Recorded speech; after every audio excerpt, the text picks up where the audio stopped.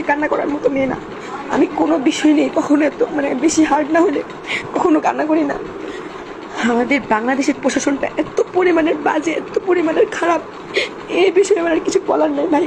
এটা তো আমি সবাই জানে মোটামুটি, আমার এক্সট্রা করে বলার কিছু নেই।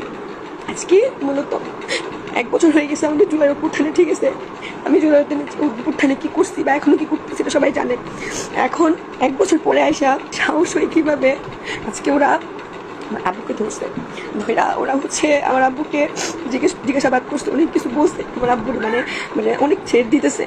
ওরা এমনভাবে বলছে আমার আব্বুরে, বলছে কে যে তোর আমারে তো বলছে আমারে নিয়ে ওর আব্বুরে বলতে পারে বলছে যে তোর ছোটো মেয়েটা, তোর ছেলেটা স্কুলে যায়, তোর ছেলেগুলা তো ছোটো মেয়েরা, ধরো কোনো ব্যাপার না, তোদের পুরো ফ্যামিলি নিঃশেষ করে দিব। ও আজকে বাসার পরে প্রায় 2 ঘন্টা কাঁদছে আমার আব্বু, কান্নাকাটি করে বলতেছে তুই এটা কি করলি মা, তুই এটা কি করলি মা।